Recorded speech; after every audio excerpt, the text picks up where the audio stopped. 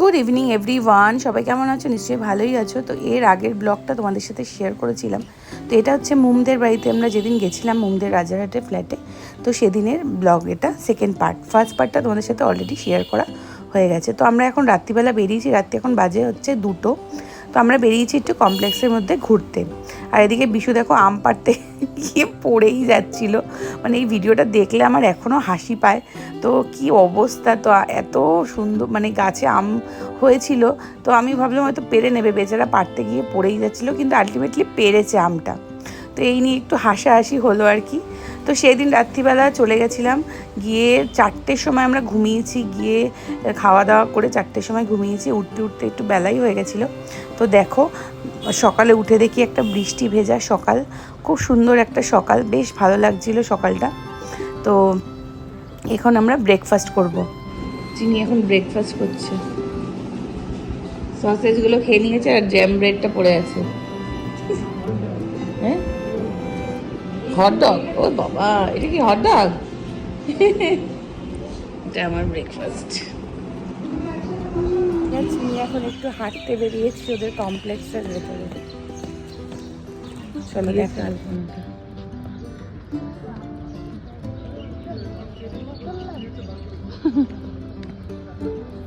তো আমি চিনি দুজনে মিলে বেরিয়েছিলাম, বাইরে একটু দোকানে যাওয়ার ছিল, তো সেই জন্য বেরিয়েছিলাম। আর বেশ ভালো লাগছিলো, বৃষ্টিটা কমে গেছিলো, বেশ ঠান্ডা ঠান্ডা একটা ওয়েদার ছিল।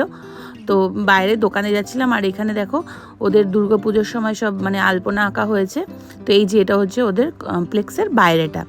তো এটা হচ্ছে একদম সিটি সেন্টারের পাশে, আগের ব্লগেই বলেছিলাম এটা একদম সিটি সেন্টারের পাশে।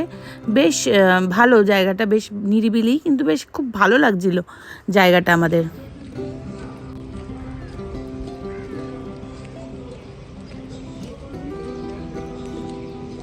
ওই যে মিনি ফ্ল্যাট কোনটা বলতো এসে চিনি, ওই যে চাদর মেলা রয়েছে ওইটা, ওই যে উপরে একদম উপরে। হ্যাঁ, তো নিচ থেকে এসে এখন যাচ্ছি ওদের ছাদে। মেনলি আরও গেছিলাম নিচে চাবি আনতে ছাদে। তো ছাদে এসে একটু দেখে নিলাম। আর ওদের সামনেই যেহেতু একদম এয়ারপোর্ট, তো সবসময় দেখা যায় প্লেন উঠছে আর নামছে। তো সেদিন আর এরপরে আর সেরকম কোনো ব্লগ করিনি, কারণ সেদিন খবর এসলো যে আমার ঠাকুমা মারা গেছে। তো আমরা কোনো রকম নাকে মুখে খেয়ে, মানে খাওয়া তো সেদিন হয়নি ঠিক মতো, কিন্তু অনেক কিছু রান্না করেছিল। তো কোনো রকম খেয়ে দিয়ে আমরা বাড়ির পথে রওনা দিলাম। তো যাই হোক, কেমন লাগলো ব্লগটা অবশ্যই কমেন্ট করে জানিও। ভালো লাগলে একটা লাইক কমেন্ট করে দিও।